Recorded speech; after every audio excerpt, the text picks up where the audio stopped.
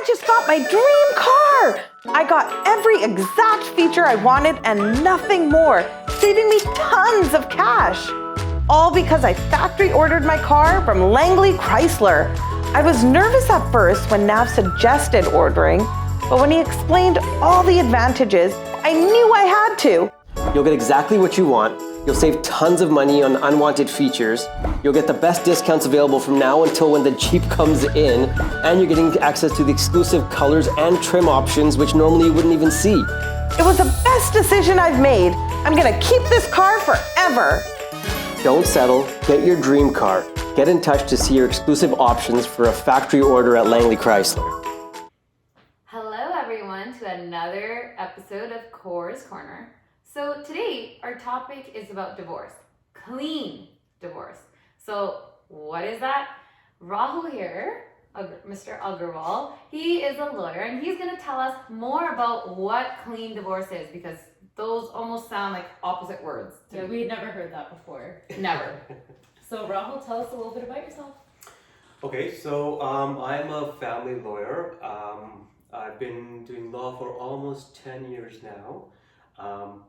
I mainly just focus on family law, and the idea is, as you mentioned, you've never heard that, and I get that a lot from people, and it's almost like a pet peeve that why, right? Why don't you know about it? So because if you don't know, that means others don't know either. Yeah. Mm-hmm. And especially people who are going through divorce. So the idea about clean divorce is, when I first became a lawyer, I wanted to do family law, and the reason I did family law was just because I articled for a lawyer who was a family lawyer. Mm-hmm. So I just fell into this place.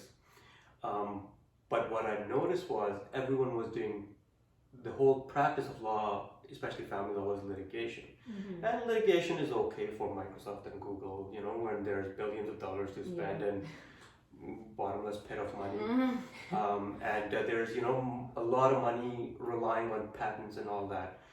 But I realized I don't think it's, litigation is meant for, quote unquote, Joe and Sally. Mm-hmm. For normal, everyday households. The system is not built for them. Yeah. The system is not built on empathy. The system is not built for child-centric views. Family law is all about emotions, empathy, best interest of the child. Mm-hmm. So I had heard about collaborative law and mediation while I was in law school. So I just said to myself, I'm not going to do the way this system is telling me to do things. I'm going to do it in a different way. Good for you. Mm-hmm. Yeah. So that's where the idea of, and clean divorce was not my idea. It was a brainstorming idea with a friend of mine. Mm-hmm. And then that's when we were on a flight to somewhere, I can't remember that. And then we were just talking about, starting my business. So we were just talking about my business, and clean divorce somehow came up, and I'm like, that's the name. Yeah. So on the flight, I'm just taking notes. Okay, The juices were flowing. Yeah, I think when you're most relaxed and calm, well, Yeah. I don't know. there was some alcohol involved. Yeah, a lot involved, yeah. So, but I think that's when our best ideas flow, and Yeah. there's a reason why that came about, because I have quite a few friends that have divorced at a young age, Mhm. right? And they have kids, Mm-hmm. right? So what are some of the impacts of divorce, and then how is it different when you do it? So divorce is, separation or divorce is one of the worst things you can go through in life, other than a death of a close family member. Mm-hmm. The process of litigation is basically you make a claim in court and you're basically suing the other person. In family law, we're just dividing the pie. There's Yeah. no winner at the end. Mm-hmm. So if you have 100 grand in equity, now you're gonna have 50 grand. Mm-hmm. And if you have $100,000 in income combined, now you have to run two households Yeah. in the same income. So your grocery bills are double, your utility bills are double, your Mhm. clothing bills are double, your shampoo bills are double, Yeah. So you need to take that into account, that this is not about a win or lose situation. By you winning, I'm losing. That means your kids are suffering. So the money, I always tell people, you can send my kids to school or yours. The choice is yours. Yeah. We do litigation, my kids go to school. You don't do litigation, you save all the money remains in your pocket. Ultimately, the money belongs to your kids. Don't waste it on lawyers. Yeah, you have a very empathic view of just families, and I do like that. Like, you're a family guy as well. You're Yeah. showing us pictures of your daughter, so cute. But like, just divorce. I like Raman said, we have a lot of friends who are lawyers, and like, what inspired you to pursue family law? I know you said you used to work with or article with a lawyer, but from all of our lawyer friends, like, they avoided it like the plague. Yeah, They no. don't want to do family law, trying to get out of Yeah, it. no. When I first started articling, whenever I met other lawyers and they asked, "What do you want to do?" and the obvious answer was family, because that's all I know. Yeah. And they would just say, "You're an idiot," Yeah, and I didn't know any better. So I'm like, Yeah. okay, this is the only thing that I know. Yeah. I just all I can do is I can make it better. Yeah. And one of the reasons you asked about what inspired you, one of the things that going to court, litigation work gives me sleepless nights. So if me as an objective person can have sleepless nights, imagine the person that I'm representing who's going through this.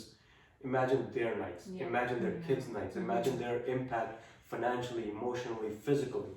And you know, when you're stressed, you have stomach aches, you have headaches. It manifests, that physical manifestation. Exactly. And it's a downward spiral. Mm-hmm. So the inspiration was, okay, how can I make this better?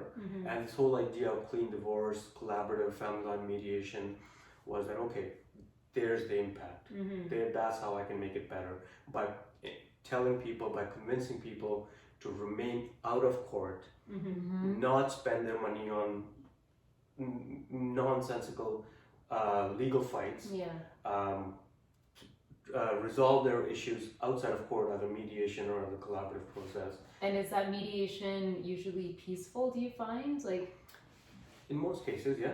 Yeah, that's good. I mean, there's no magic that if people come to me or they choose mediation, that I'm gonna just make everything better. No, the process is still hard.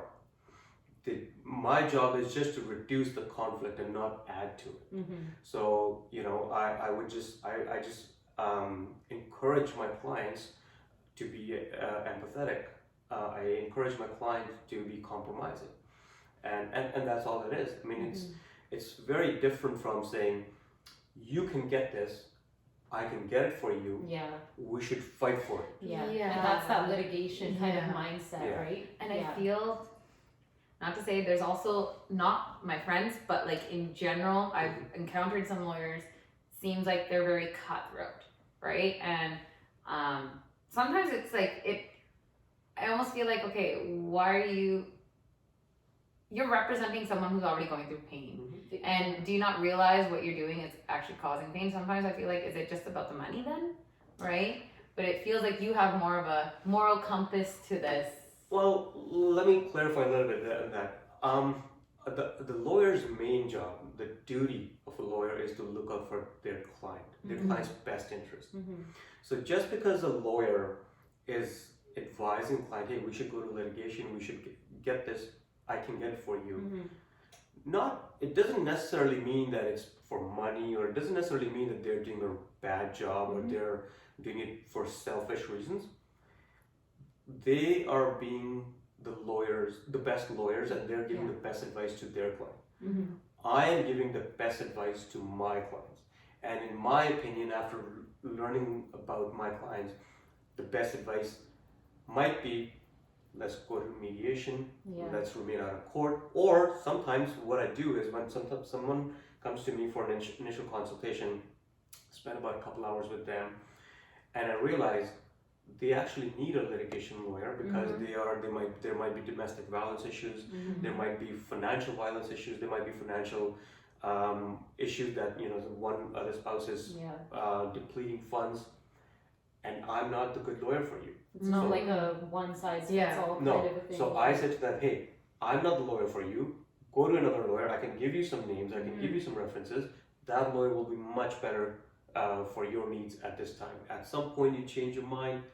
Feel free to change lawyers. But right now, I'm not the lawyer for you. Yeah, some people actually need to go through that process. Yeah. I was just, No. exaggerating Yeah. it. But I do understand that perspective too, Right. right? So, but it's nice to see a different side of it too, and the fact that you're saying like, you know what, it's okay, I'm not the person for you, and that gives people that choice. That, and I feel like it creates a sense of trust that this person's actually looking out for me, right? Yeah. And like I said, I don't want to take on that client because I foresee a lot of litigation. I foresee a lot of conflict there. Yeah. And as I said, it gives me sleepless nights. Yeah. I don't want to do that. Yeah.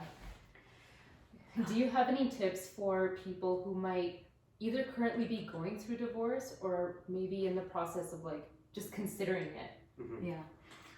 And also I want to add in, like, what if people don't have kids either? Right? Okay. So maybe Oh, like how does that affect the how process? does it affect them? Okay. So maybe Yeah. join all Let that. me answer your question Yeah. first. Okay. So I don't think having kids or no kids will affect my advice. Having kids is just an added complexity in the situation because now you're trying to figure out what is the best parenting time that suits the kids and the family. Okay, but conflict remains conflict. Yeah. Right? Kids are not conflict is conflict. Kids add some complexity to the situation, but not. It's my advice wouldn't change. I wouldn't say all of a sudden you should only stay out of court if you have kids, or you can go to court if you don't have kids. So I always say first choice, always remain out of court. Okay, if it's impossible to remain out of court, you can go to court. Yep. Find a lawyer like me. Get a different lawyer. Yeah. And you can go Everyone's to needs court. are different. Yeah. So yeah. Right, but always try, and I think this is a good segue to answer your question then. So, if you're considering separation or divorce right now, I think the first thing you need to, if possible at all, try to have a sit down with your spouse. Okay, what are the issues? Where do we understand each other, and where do we really drift apart? Yeah. Don't talk about the things that you drift apart on. Figure out what you understand. Figure out where where the agreements are, Oh, okay. right? Yeah. And then you can say, okay, now there's some agreements. Agreements build trust. Trust builds momentum of Yeah. further agreements, and that could have snowball effects. Yeah. And that's where compromise comes in. Okay, so you say, okay, you know what? Let's just say that I want that couch versus I want that TV. Okay, I really like that couch because that's where I always sit and watch that TV. But because you're moving out and you're not gonna have other furniture and this is a spare couch, why did you take it? Okay, that type of compromise, or Yeah. so there could be an agreement there, if possible at all. Right? That doesn't mean that they're always going to be, but if possible, sit down with your spouse and try to have this conversation first. And if you can, try going through mediation. Mediation is, so for example, when I am acting as a mediator, I am a neutral third party that is facilitating discussion between the two parties with the hope that we can reach a deal. Yeah. Okay, we can reach an agreement. And if you already have made positive strides towards that agreement, so we already know, okay, there's some momentum there. Yeah. So, okay, so there's already some things agreed upon. Let's just focus on the disagreements. And the important thing is why there is disagreements, right? So you have to really dig deep. Imagine an iceberg. You only see the tip. The disagreement is just the tip. Yeah. I want that black couch. No, I want that black couch. But why? Why? Yeah. Okay, that's where my comfort zone is. That's where I watch that TV. That's where I come home, and that's where my peaceful zone is. So once you figure out the reason, in the positions are at the top of the iceberg. The underneath of the iceberg is really where the consensus is. Once you reach the consensus, that's when the compromises start to happen. That's when you can start. So that's when I'm acting as a mediator, I really use the why question to beat people upside the head with that, just so that they can understand what the real reason is that the other person is making a demand or making a position. Or maybe they've never even asked themselves why. Like, Yeah. In most cases, that's what happens. Yeah. They don't know. Yeah. All I hear is, I want that couch. Yeah. I never hear why. Yeah. So I don't want to give you the couch. Yeah. I'm going to give you the couch. It's my couch. Yeah. Well, especially if the other person bought it or something like that, right? Yeah. So, Well, I bought it with money that my parents gave. So why should I give you the couch? Yeah. So I have a question. Do divorce lawyers ever say family lawyers, do they ever say like, have you guys tried every option before now reaching this point? Because we were talking about, you recommended a book, and we've read that book before. It's really good for relationships of any kind, right? Yeah. So, well, I wouldn't want to generalize family lawyers or divorce lawyers as everyone does that. But when people come to my office, when a new client walks in, or these days zooms in, one of the things that I ask him is whether they've read the book Five Languages of Love, or Five Love Languages. Love languages, yeah. Five Love Languages. And most cases, the answer is no.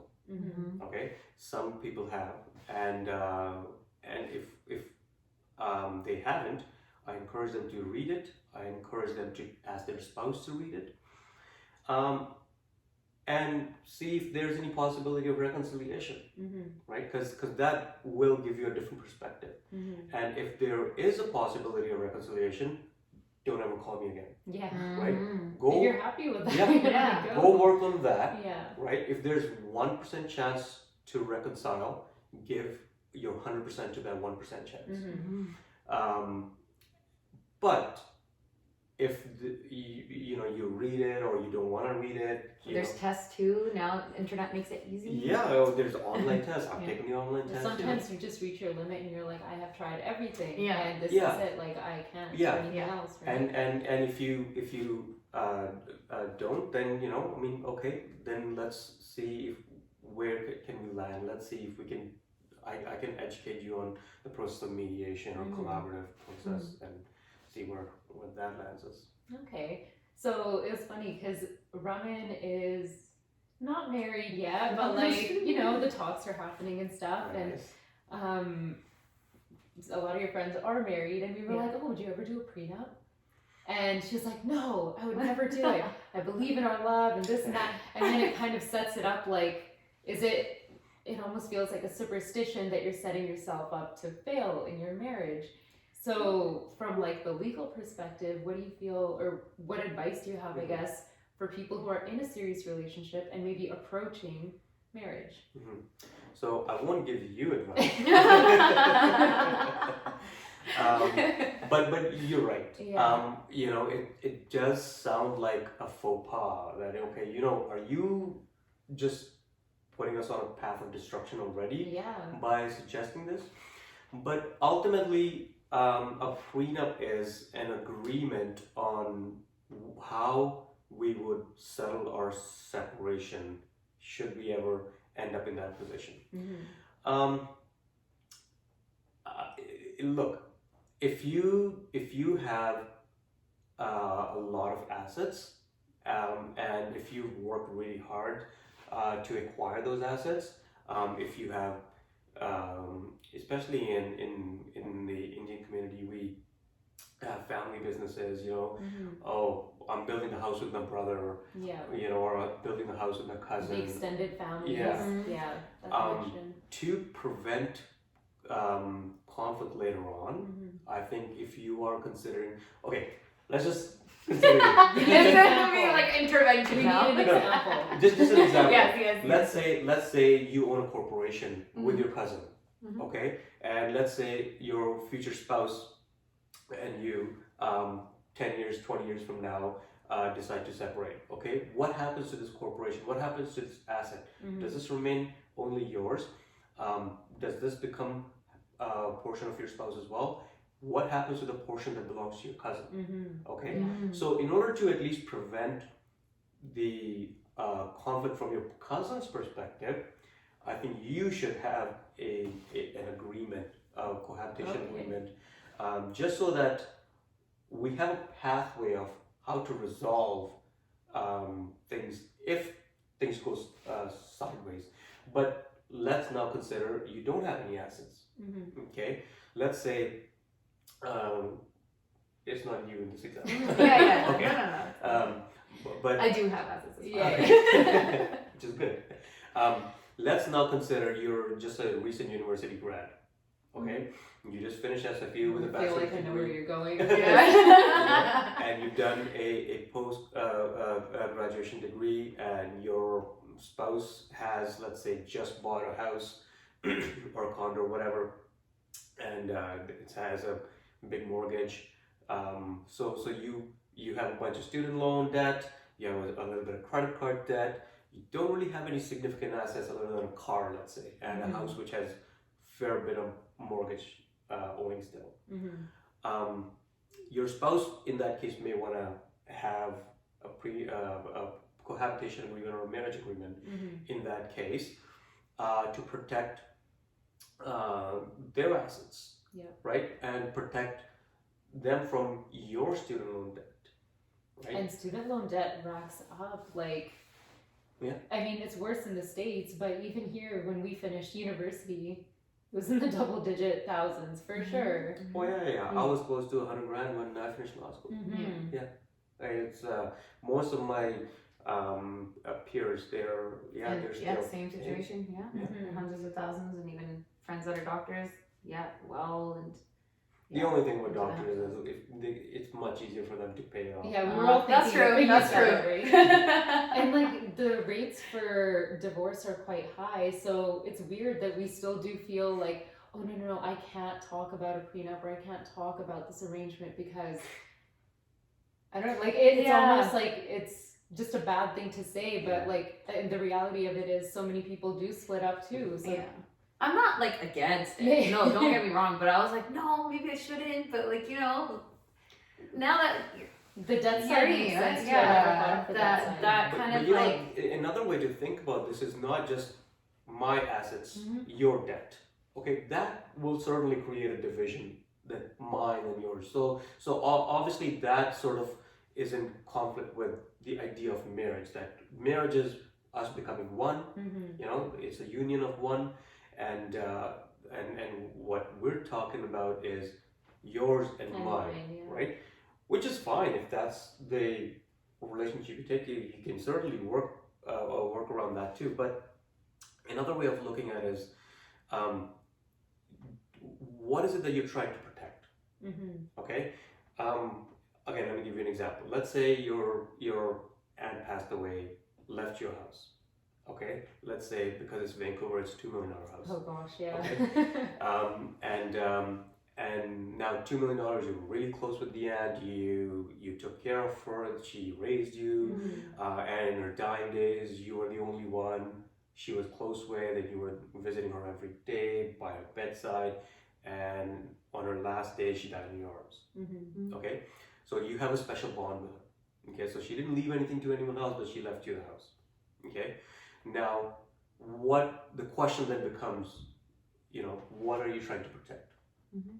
Okay, I don't know what your answer is going to be, but my answer would be the legacy, Yeah. my aunt's legacy, right? So in that case, prenup might be appropriate, Mhm. right? But in another case, prenup might not be appropriate. Right? Yeah. So one way of looking at it is my assets, your debts, or a version of that. Another way of looking at it is why. Again, why, right? What am I trying to protect? What am I trying to preserve here? Is it a family legacy or is it something else? I like that you keep saying like why and what, like ask yourself all these questions because I feel like when you do get to that point, emotions are just so high. Like Yeah. people are angry, people are hurt, they're sad, and sometimes you're not in the best place to regulate for yourself or ask yourself those questions. So yeah, mediator would be amazing. And it almost sounds like having a therapist too. Mhm. I was Wow. a little bit like somebody who's Kind of. impartial, Right. right? But Yeah. kind of like Good advice. guiding that process Mhm. and helping their clients realize and come to those answers on their Right. own. Yeah, no, I mean, I don't like taking on the therapist role, Mhm. Yeah. but family law is a portion therapy. Mm. Because you have to take people through their worst times and make it slightly better for them. Mm-hmm. Because it's not denying it is the worst, one of the worst times in your life. Yeah.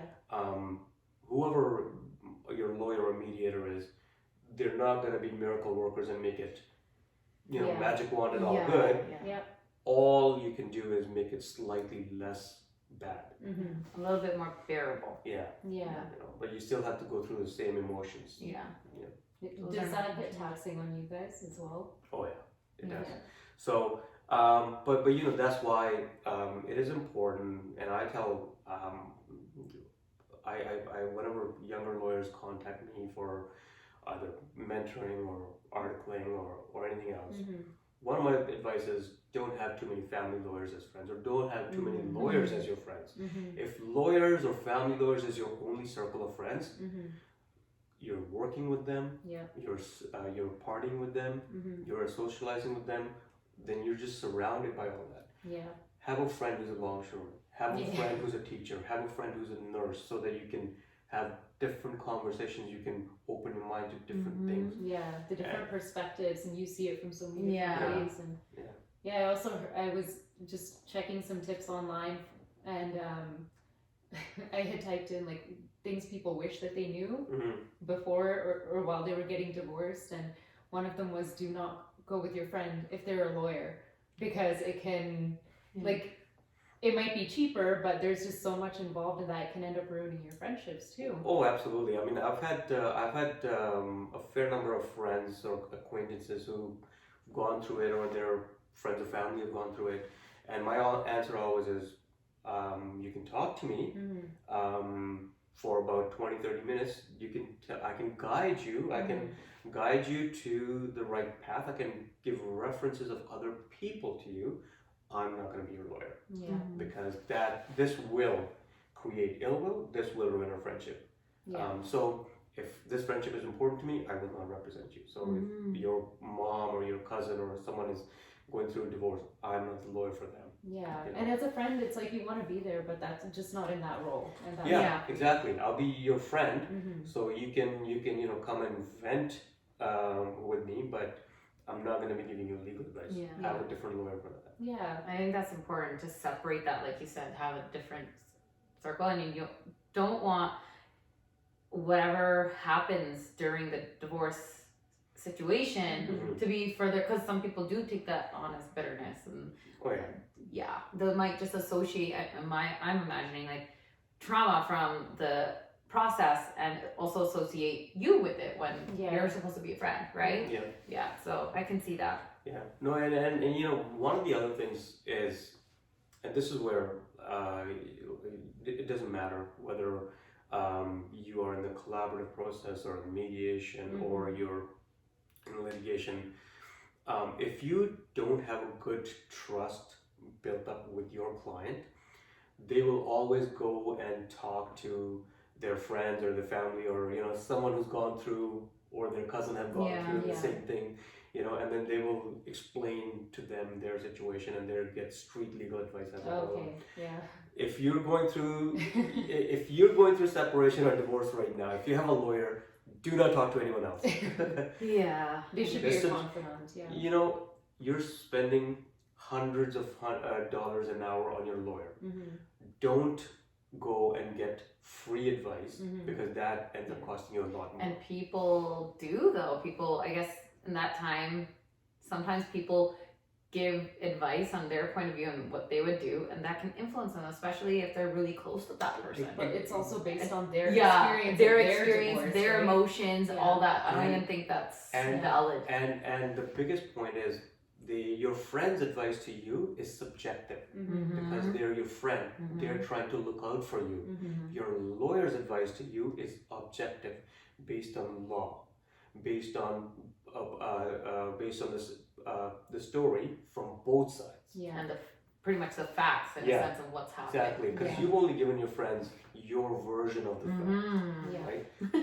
Very true. That's true. Yeah. Oh my god. Everything you're saying just Yeah. It's been really Love it. eye-opening. Very talking. eye-opening. I was like, oh, Yeah. divorce, like I'm married. Like it's just scary. Like even hearing the word, you're like, oh. But It's still a taboo topic. It's still a taboo conversation Very. to have, Yeah. especially in our community. You know, I mean, it's still no one wants to have this at the forefront. I mean, you were talking about the cohabitation agreements or prenups previously. I mean, if you go to your parents, if you're thinking about getting married, you go to your parents and say, I'm thinking of getting this prenup or like arrangement done. Just think about the conversation they're gonna be. You're like, "Eda matlab ki, what is this? Why are you even Why are you getting talking married? about This is it? your mentality. Yeah. Exactly. But what I see, I'm sort of backtracking now. What I see, a lot of prenups that I do, actually, prenup is not the correct word in BCU. It's either cohabitation agreement when you're just living with someone in a marriage-like relationship, or it's a marriage agreement when you're married. So it's prenup. Cohabitation agreement is the prenup. Okay. Marriage agreement is postnuptial Okay. agreement. So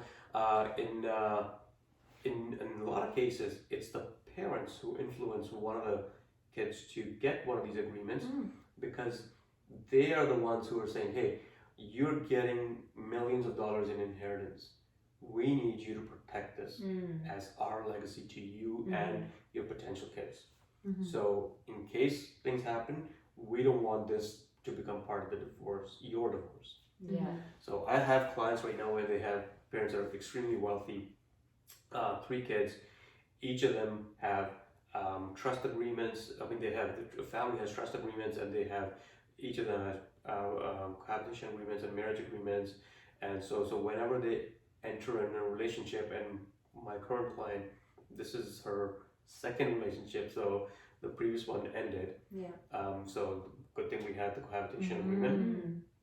And now she called me a couple of months ago and said, hey, look, I'm starting a new relationship. Can you draft a cohabitation agreement for me? Yeah. Like, okay. And I know exactly where that's coming from. That's coming from mom and dad. Yeah. Yeah. Yeah. That's good. I mean, that's not a bad situation. Yeah. That totally makes sense, I right? think when we talk about it, that's Yeah. actually just it seems more normal. And exactly, you know, and it's a subjective thing. It's not gonna be one size fits all. Yeah. Right? Yeah. It's gonna be, why are you doing this? Yeah. You know, goes back to that. Why? Yeah.